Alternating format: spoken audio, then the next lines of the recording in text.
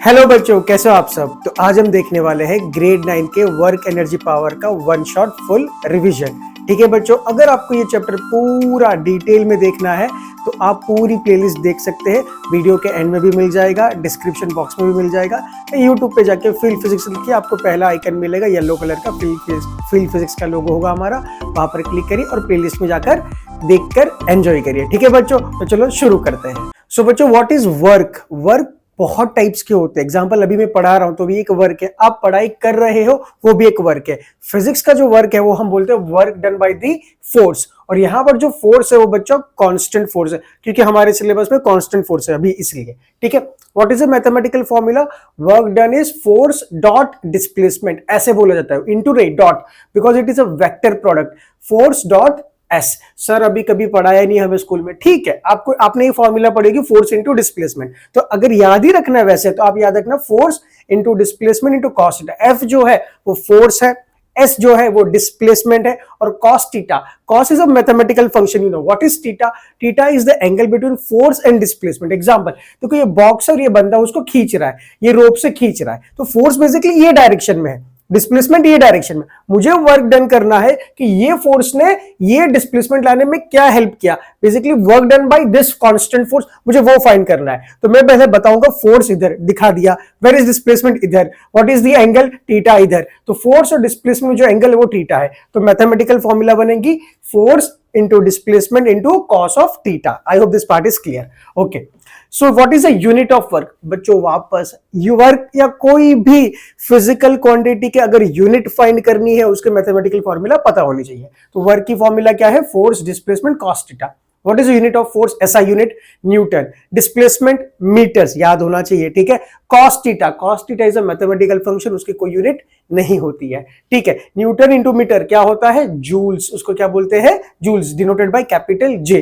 ठीक है, what is a CGS unit? CGS मतलब कि जो हमने न्यूटन मीटर लिखा है वो सीजीएस में क्या बनेगा, वो चलो वो देखते हैं। 1 जूल कितना सीजीएस में बनता है? 1 जूल क्या होता है? अभी आपने देखा 1 जूल क्या होता है? Newton into metre. न्यूटन का सीजीएस यूनिट क्या है? डाइन। न्यूटन इज एमकेएस, या तो एसआई इंटरनेशनल बोलते हैं, या उसका आई मीन एमकेएस यूनिट बोलते हैं, पर सीजीएस में क्या बोलते हैं? Dyne. I hope this part is clear. Okay, so 1 newton is how many dynes? 10 raised to power 5 dynes. 1 metre is how many centimetres? 10 raised to square. 1 metre 100 centimetre होता है, तो 10 raised to 2 सेंटीमीटर लिख दिया। 10 raised to 5 और 10 raised to 2 क्या बनाता है? 10 raised to power 7। Dyne into centimetre, dyne into centimetre ये होती है सीजीएस यूनिट। उसको एक प्यारा सा नाम दिया अर्ग, ERG। तो 1 जूल कितना अर्ग होता है? 10 raised to power 7। Joule is the SI unit of work and erg is the SI unit of, it is the CGS unit of the work. Okay, this part is clear. Next point is work is a scalar quantity. Sir ये work scalar कैसे हुआ? उसके अंदर तो vector है, force और displacement, या vector है, पर दोनों ही वेक्टर कैसे मल्टीप्लाई किए? डॉट प्रोडक्ट से। तो मैथमेटिक्स ये होता है, बेसिकली आप हायर ग्रेड में पढ़ते हो, बट मैथमेटिक्स थोड़ी सी अगर पता है, वेक्टर ए डॉट बी बनता है ए बी कॉस थीटा। ए का मतलब जस्ट मैग्नीट्यूड, मतलब नंबर होगा 1 2 3 जो भी मैग्नीट्यूड होगा, you know what is magnitude.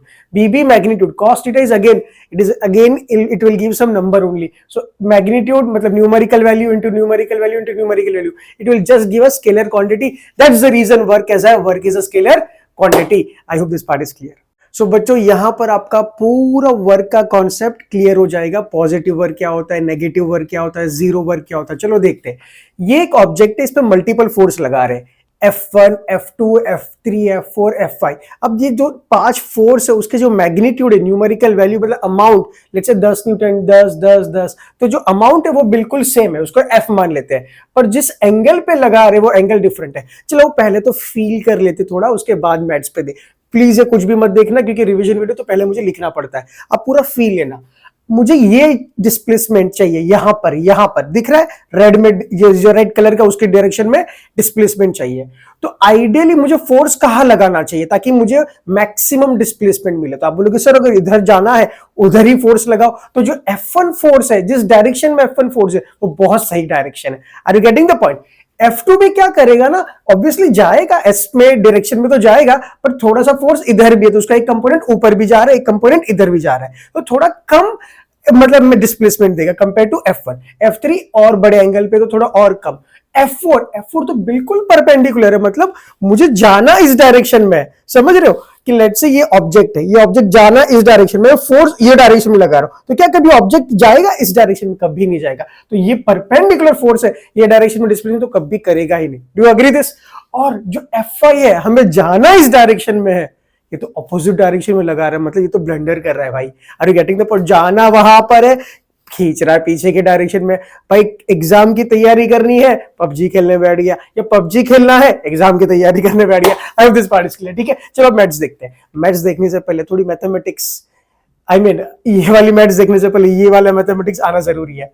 Angles, ट्रिग्नोमेट्रीज, cos 0 की वैल्यू 1, cos 30 √3/2, √3 होता है 1.73/2, again it is less than 1, okay the ratio is less than 1। cos 60 1/2, cos 90 0, cos 180 -1, ये याद होना चाहिए। ठीक है, मैथमेटिक्स फॉर्मूला तो पता है, द वर्क की formula force into displacement into cos of theta. ठीक है, चलो पहला सॉल्व करते हैं, वर्क डन बाय, बिकॉज जो वर्क है वो कांस्टेंट फोर्स द्वारा किया जाता है, तो वो कौन सा फोर्स आपको देखना, पूछना है कि वर्क बाय विच फोर्स, किस फोर्स का वर्क आपको निकालना है, कि वो फोर्स ने क्या कंट्रीब्यूट किया बेसिकली। ठीक है, तो F1 का पहले करते, ऐसा हो नहीं सकता कि पांचों एक साथ निकाल सकते हो, वर्क पर्टिकुलर टाइम पे एक ही फोर्स का निकलता है। तो हमने F1 का निकाला, फॉर्मूला क्या है, Fs cos theta. What is theta here? 0। What is cos 0? 1। तो आंसर क्या है, F into S. cos 0 positive 1 होता तो आंसर पॉजिटिव आया।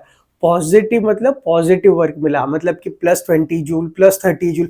पॉजिटिव का मतलब ये होता है कि आपने एनर्जी दी किसको, ऑब्जेक्ट को। मतलब कि अगर ये ऑब्जेक्ट फील करो, ये ऑब्जेक्ट, उसको मैंने यही डायरेक्शन में फोर्स लगाया और इसी डायरेक्शन में जाना भी था, तो ऑब्जेक्ट की एनर्जी, काइनेटिक एनर्जी क्या होगी, इंक्रीज हो जाएगी। आई hope this part is clear. Second, work done bye F2। F2 कहां पर है, 30 डिग्री पे है, तो हमने लिखा F2s cos 30।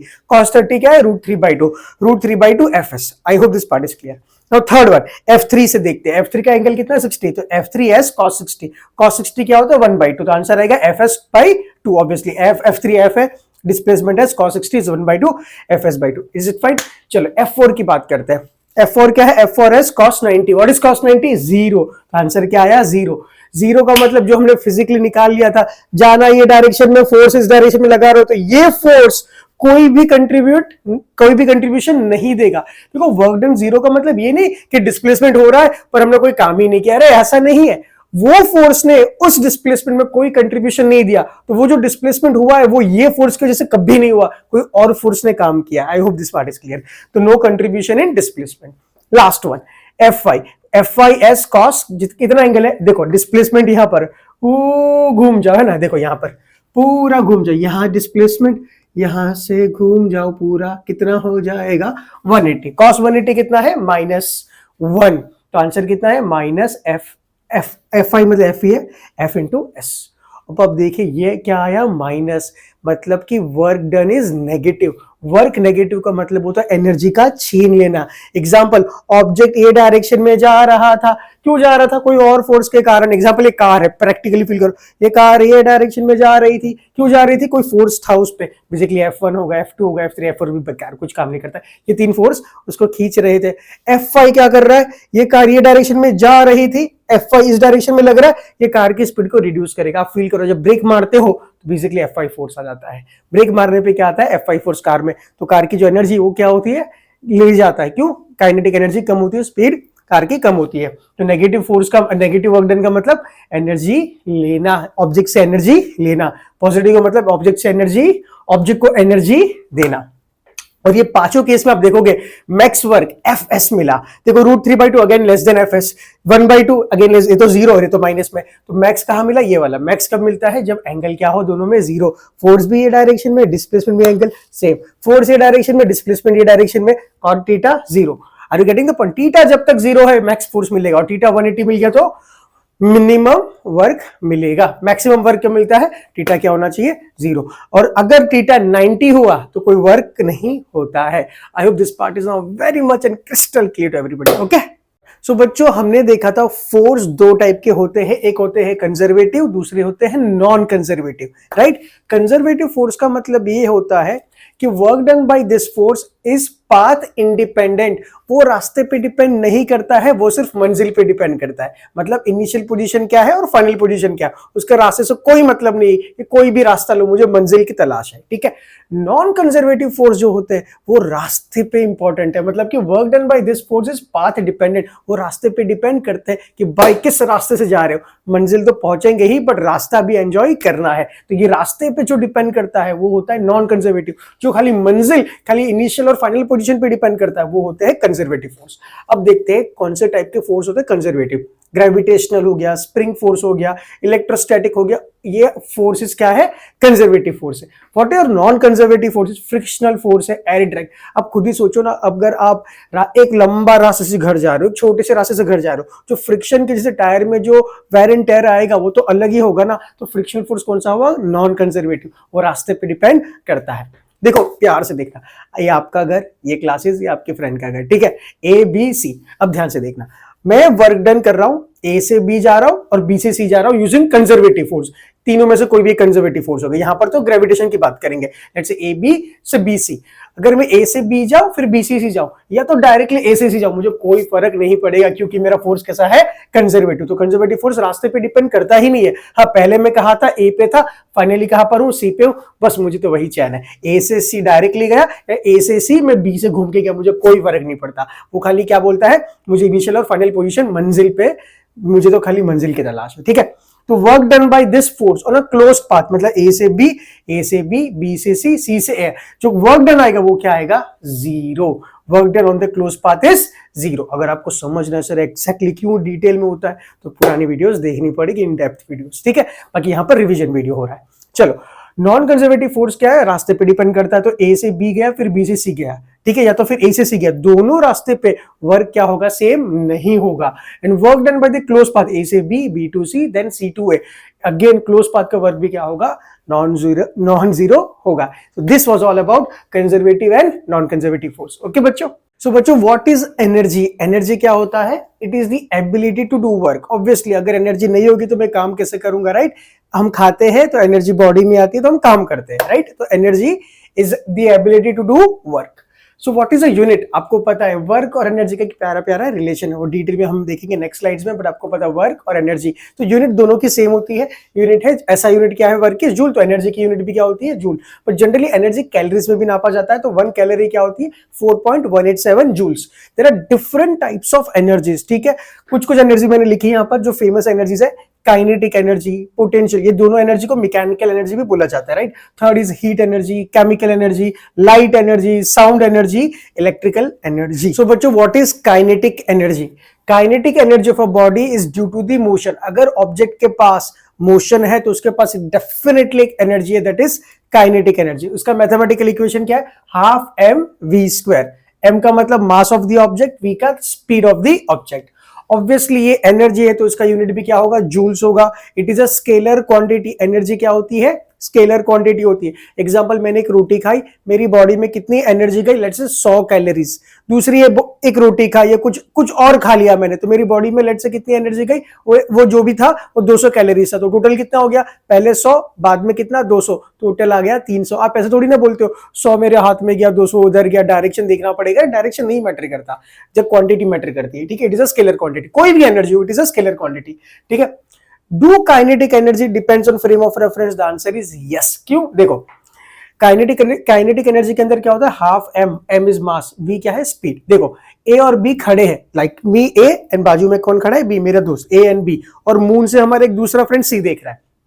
अगर मुझे पूछे, मैं ए हूं, कि भाई बी की स्पीड क्या है, मैं बोलूंगा बी तो बाजू में खड़ा है, बी की स्पीड मेरे with respect to me zero, velocity of B with respect to me is zero. पर अगर मून से कोई देखेगा तो बोलेगा नहीं अर्थ तो घूम रहा है, मैं भी घूम रहा हूं। वो देखेगा तो बोलेगा नहीं बी तो घूम रहा है, बी की तो स्पीड है, वो बोलेगा वेलोसिटी ऑफ बी विद या तो speed of B with respect to C is non zero. इसका मतलब अगर मैंने ही देखा तो मैंने बोला इसकी काइनेटिक एनर्जी कितनी है, बी की जीरो, क्यों, बी तो खड़ा है सामने। पर अगर सी ने देखा बी को, बोलेगा नहीं बी के पास एनर्जी है, बिकॉज उसके पास मास भी है और स्पीड भी है। तो kinetic energy of B with respect to me, the kinetic energy of B with respect to me is zero. The kinetic energy of B with respect to, sorry मैंने दोनों जगह लिखा, kinetic energy of B with respect to सी, जो देख रहा है moon से वो होगा नॉन जीरो। ठीक है बच्चों, यहां तक clear. The next part and very important, the relation of kinetic energy and linear momentum.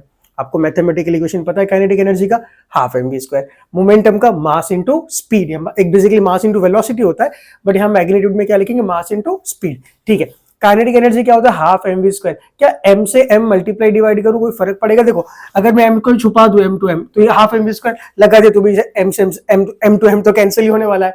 पर देखो क्या फायदा होगा, ये एम एम में मल्टीप्लाई होगा तो बनेगा M square V square upon 2m, M V whole square by 2m। What is M into V, momentum, तो k इज P square by 2m। This is a प्यारा सा mathematical equation, the relation of kinetic energy and linear momentum.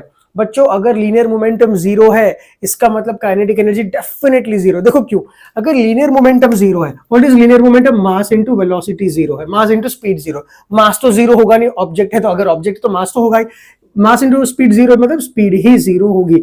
और अगर speed zero है तो kinetic energy definitely क्या होता है, हाफ एम वी स्क्वायर, और वो क्या हो जाएगा, zero joules. So this was ultimatum, या तो this was all about kinetic energy and linear momentum का relation. I hope this part is clear. बच्चों what is potential energy, the नाम पोटेंशियल जो होता है उसी का मतलब क्या, पोटेंशियल मतलब क्षमता, काम करने की क्षमता, एक स्टोर्ड एनर्जी होती है। एग्जांपल, एक पत्थर को एक हाइट पे ले जाओ h, ये पत्थर मान लो, भूल जाओ कुछ भी ड्रॉ किया है, मतलब देखो मत, mg आई मीन जो पत्थर है उस पर कौन सा फोर्स लग रहा है नीचे, mg, राइट। तो ये पत्थर को अगर आपने यहां पर रख दिया तो उसके पास एक स्टोर्ड एनर्जी है। आप बोलोगे सर कौन सी एनर्जी फील नहीं हो रहा है, तो मान लो पत्थर को एक मैकेनिज्म बना दिया, मतलब पत्थर को एक मैकेनिज्म से लगा दिया, जहां पर हमने एक साइड बकेट लगा दिया, एक साइड पत्थर, बड़ा सा पत्थर था। अब पत्थर को छोड़ दो, पत्थर नीचे जब जाएगा तो बकेट को ऊपर लेके गया, मतलब उस पत्थर ने वर्क किया। इसका मतलब ये कौन सा एनर्जी है, स्टोर्ड एनर्जी। ठीक है बच्चों, और एक और एग्जांपल है स्प्रिंग, ये नेचुरल लेंथ पे है, मतलब ना कंप्रेस किया ना एलोंगेट किया। अब ये स्प्रिंग को एलोंगेट कर दो, फिर छोड़ो, ठड़ाक से ऐसा आएगा तो कुछ काम कर सकता है अगर मैकेनिज्म बनाया तो, या तो फिर कंप्रेस कर दो, तो फिर स्प्रिंग को छोड़ दो, वो वापस ऐसा आपने कंप्रेस कर दिया, राइट, अब छोड़ोगे तो बाहर निकलेगा। दोनों ही केस में वो वर्क करेगा। I hope this part is clear. Second is energy due to change in shape and position. Obviously shape ये किया और पोजीशन ये वाला शो कर दिया। It is always a change. क्यों चेंज, बिकॉज mg, ये स्टोन के पास, mg मतलब नीचे फोर्स लग रहा है, ये स्टोन के पास कितनी एनर्जी है, ग्रेविटेशनल पोटेंशियल एनर्जी कितनी। एग्जांपल, तो आप बोलोगे हाइट कहां पर, अगर मैं हाइट यहां पर लूं तो एनर्जी चेंज होगी, हाइट यहां पर है तो एनर्जी चेंज होगी, मतलब ये रेफरेंस लाइन किस पॉइंट पे है उस पे डिपेंड करेगा। So it is always a change. Third point is it is always a change, okay, only defined for conservative forces। वो खाली कंजर्वेटिव फोर्स के लिए ही डिफाइंड है। जितने भी कंजर्वेटिव फोर्स है, ग्रेविटेशनल फोर्स, स्प्रिंग फोर्स, और भी फोर्स है, बट हमारे सिलेबस में तो एक ही एनर्जी है, that is gravitational potential energy. तो जो आप mgh बोला करते हो ना, पोटेंशियल को प्लीज मत बोलना, अगर बोलना है तो कंप्लीट बोलना। ग्रेविटेशनल पोटेंशियल एनर्जी क्या होता है, mgh, where m is the mass of the object, g is gravity, h is the height of object from the reference line। Example, इस स्टोन के पास उस पे mg फोर्स नीचे लग रहा है, right, mg is again the conservative force because it is a gravitational force। उसके पास कोई एनर्जी है तो आंसर इज यस। कौन सी है, ग्रेविटेशनल पोटेंशियल एनर्जी कितनी है, mg, और हाइट कितनी है, h, mgh। ओके बच्चों, तो second one is spring potential energy, but हमारे सिलेबस में है नहीं तो खाली अभी इतना ही लिखा है। यूनिट क्या होगा, obviously potential is an energy, तो यूनिट तो जूल ही होगा, और it is a scalar quantity. I hope this part is clear. So what is a law of conservation of energy, ये बचपन से हम देखते हैं, आई मीन ये बोलते आ रहे, सुनते आ रहे, right. Energy can neither be created, कोई बना नहीं सकता, कोई मिटा नहीं सकता है, neither it can be destroyed, it can just transform from one form to another form. ठीक है बच्चों, वर्क और एनर्जी का एक प्यारा प्यारा रिलेशन आपको पता तो है, बट मैथमेटिकली क्या है, देखो, work done by total force, जितने भी फोर्स एक ऑब्जेक्ट पे जितने भी फोर्स लगते हैं, चाहे कंजर्वेटिव हो, non conservative, external, internal, pseudo, कितने कोई भी फोर्स कंसीडर कर लो, work done by total force. पता है क्या होता है, चेंज इन काइनेटिक एनर्जी। इसमें कोई भी अजम्पशन नहीं है, it is a fundamental law. इसको अप्लाई करने के लिए कहीं पर भी कोई अजम्पशन की जरूरत नहीं कि ये चाहिए वो चाहिए, कुछ भी कहीं पर भी अप्लाई कर सकते हो, और यही है law of conservation of energy. जो ये स्टेटमेंट लिखते हैं ना, उसका मैथमेटिकल फॉर्म है। एक और रिलेशन है वर्क और एनर्जी का, work done by only conservative force is minus of change in potential energy। ये लॉ नहीं है law of conservation of energy, ये है law of conservation of energy, पर ये खाली रिलेशन इसलिए मैंने दोनों लिख दिया। ठीक है, now let's see some transformation. Example, energy can neither be created nor it can be destroyed, but it can transform, right? Let's see the transformation. If you see car की केमिकल, देखो car में क्या होता है, fuel के पास चाहे petrol हो, चाहे डीजल हो, चाहे लकड़ा हो, कुछ भी हो, उसके पास होता है केमिकल एनर्जी। केमिकल को हीट में कन्वर्ट करते हैं, आग लगाते हैं, और हीट एनर्जी क्या करती है, कार के टायर्स को, के एक्चुअली उसके इंजन को घुमाती है, फिर फ्रिक्शन फोर्स आता है और वो सब बहुत कुछ होता है। सो बेसिकली हीट एनर्जी किस में कन्वर्ट होती है, मैकेनिकल में। अल्टीमेटली कार को ड्राइव तो फ्रिक्शन फोर्स ही करती है, ठीक है, ट्रैक्शन करती है बेसिकली। बल्ब में क्या होता है, इलेक्ट्रिकल एनर्जी गई, लाइट एनर्जी निकली। इलेक्ट्रिक मोटर, उसमें क्या होता है, इलेक्ट्रिसिटी गई, मोटर घूमने लगी, mechanical. Example fan. Electric iron, electrical energy गई, आयन हीट हो गई, मतलब heat energy. Radio, electrical energy गई, साउंड आया, that is sound energy. Electric cell, छोटे छोटे जो सेल आते हैं, केमिकल एनर्जी होती है और वो कन्वर्ट किसमें करता है, इलेक्ट्रिकल एनर्जी में। बच्चों what is total mechanical energy? Total mechanical energy का मतलब sum of kinetic and potential energy, ठीक है। Now sum of kinetic and potential energy remains constant only if there is no friction force. Basically there has to be no non conservative force. जितने भी non conservative force है वो नहीं होने चाहिए, external force नहीं होना चाहिए। अगर ये कंडीशन है तो इसी को बोलते हैं law of conservation of mechanical energy. Basically बच्चों लास्ट स्लाइड में आपने देखा मैकेनिकल नहीं, law of conservation of energy, उस पर कोई अजम्पशन नहीं है, उसमें जो चाहे फोर्स कंसिडर करना है करो। पर अगर टोटल मैकेनिकल देखो, क्योंकि यहाँ पर खाली दो एनर्जीज की बात हो रही है, काइनेटिक और पोटेंशियल, अगर वो दोनों को कंजर्व्ड रखना है, कंजर्व का मतलब उन दोनों का सम कांस्टेंट रहेगा। हाँ वो दोनों एक दूसरे के फॉर्म में चेंज होते रहेंगे, पोटेंशियल का भी काइनेटिक बन गया, काइनेटिक का भी पोटेंशियल, पर टोटल क्या रहेगा, सेम ही रहेगा। वो कब रहेगा, फ्रिक्शन नहीं होना चाहिए, एक्सटर्नल फोर्स नहीं होना चाहिए, मतलब अजम्पशंस है, ठीक है। चलो दो केसेस देखते हैं। तो first one is swing. Swing ऐसे जा रहा है, ठीक है, ये तो पेंडुलम बोल सकते हो या स्विंग है ना, स्विंग या पेंडुलम। अगर स्विंग यहां पर है, मीन पोजीशन पे है, तब उसके पास मैक्सिमम काइनेटिक एनर्जी होती है और मिनिमम या जीरो पोटेंशियल होता है। अगर रेफरेंस लाइन यही है तो पोटेंशियल हम जीरो बोल देंगे, ठीक है। और अगर स्विंग इतना ऊपर है, देखो वो हाइट पे है, हाइट पे आया मतलब पोटेंशियल है उसके पास मैक्स पोटेंशियल होता है और उस पॉइंट पे मिनिमम या जीरो काइनेटिक एनर्जी होता है। और इन बिटवीन वो दोनों एक दूसरे के फॉर्म में चेंज करते रहता है। अगर there is no air drag, अगर हवा में कोई हवा ही नहीं है, ड्रैग ही नहीं है, ठीक है, तो total mechanical, because non conservative force, friction मतलब ड्रैग भी एक नॉन कंजर्वेटिव फोर्स, अगर वो नहीं है, मान लेते देयर इज नो एयर, तो ये पेंडुलम पे टोटल मैकेनिकल एनर्जी क्या रहेगी, कांस्टेंट, मतलब sum of kinetic plus potential क्या रहेगा, कांस्टेंट। इसका मतलब है, एग्जांपल देखो, kinetic plus potential let's say 100 है, कितना है 100, ठीक है। तो यहां पर लेट्स से ये मीन पोजीशन पे काइनेटिक कितना हो जाएगा 100, पोटेंशियल कितना हो जाएगा 0। मैक्सिमम पोजीशन मतलब कि एक्सट्रीम पोजीशन पे पोटेंशियल क्या हो जाएगा 100, काइनेटिक क्या हो जाएगा 0। लेट्स से इन बिटवीन क्या होगा, काइनेटिक 50, पोटेंशियल 50, वो ऐसे चेंज करते रहेंगे। काइनेटिक अगर 70 बन गया तो पोटेंशियल कितना होगा 30, पोटेंशियल अगर 50 है तो काइनेटिक कितना है 50, पोटेंशियल अगर 20 है तो काइनेटिक कितना हो गया 80, पर टोटल कितना रहेगा 100। ऐसे ही यहां पर भी रहेगा। एग्जाम्पल, स्टोन आपने थ्रो किया, या तो देखो स्टोन थ्रो किया या तो स्टोन को ड्रॉप किया, बोथ केस में चलेगा। इस केस में आपने ड्रॉप किया है, जब ड्रॉप करते हो सबसे ज्यादा हाइट है आपके पास, potential is maximum, kinetic is 0। जब वो स्टोन नीचे आ रहा है तो जो पोटेंशियल है वो किसमें कन्वर्ट हो रही है, धीरे धीरे काइनेटिक एनर्जी में। और जब just before touching the ground speed maximum होती है, स्पीड मैक्सिमम मतलब काइनेटिक एनर्जी मैक्सिमम। अगर यहां पर भी हम हवा को निग्लेक्ट करें, no air drag, no non conservative force, non conservative force को हटा दे, नॉन कंजर्वेटिव मतलब फ्रिक्शन, एयर ड्रैग, वो सबको हटा दे, टोटल मैकेनिकल एनर्जी क्या रहेगी, कांस्टेंट, मतलब sum of kinetic plus potential, यहां पर भी क्या रहेगा, कांस्टेंट। इसका मतलब लेट्स से 100 था काइनेटिक और पोटेंशियल, इस पॉइंट पे पोटेंशियल मैक्स मतलब पूरा 100 उसके पास, काइनेटिक 0। सबसे नीचे आया काइनेटिक 100 बन गया, पोटेंशियल 0, बीच में दोनों के पास कितना होगा 50-50।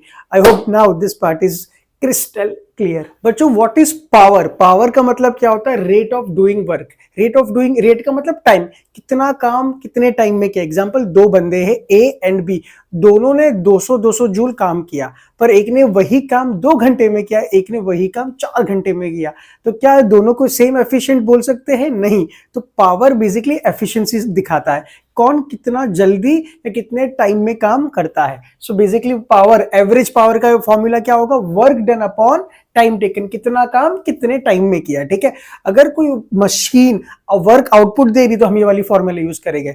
बट अगर कोई डिवाइस है जो एनर्जी कंज्यूम कर रहा है, मतलब कि बल्ब है, इलेक्ट्रिक बल्ब, वो क्या करता है, एनर्जी को कंज्यूम करता है। कितनी एनर्जी कितने टाइम तक कंज्यूम करी, हम क्या बोलेंगे, power is energy consume by time taken. तो दो फॉर्मूला बन गई, वर्क डन अपॉन टाइम या energy consumption upon time. Generally यहां पर वर्क आउटपुट जहां पर होता है मशीन्स में, ये यूज करेंगे। अगर एनर्जी कंज्यूम हो रही है इलेक्ट्रिक बल्ब, टीवी या इलेक्ट्रॉनिक अप्लायंसेस में, हम ये वाली फॉर्मूला लगाएंगे। ठीक है बच्चों, ऑलराइट।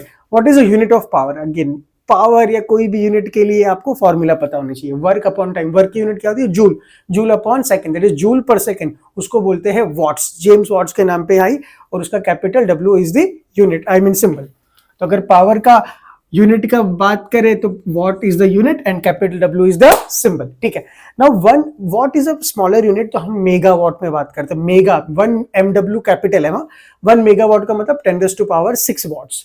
1 kW मतलब 1 किलोवाट, किलो का मतलब 10⁻3। 1 HP, sometimes engines, car engines को HP में बोला जाता है, तो 1 HP horse power is 746 watts. एक बहुत इंपॉर्टेंट फॉर्मूला नोट करें ना, पावर इंस्टेंटेनियस के फॉर्मूला है। पावर की एक और फॉर्मूला है, force into velocity. Force into velocity is instantaneous power, and power is a scalar quantity. क्यों बच्चों, देखो पावर में क्या, work upon time, work is a scalar, time is a scalar, तो पावर भी क्या है, scalar. Energy is a scalar, time is a scalar, power भी कौन सी क्वांटिटी है, स्केलर क्वांटिटी। बच्चों the last part of this revision video, that is commercial unit of energy.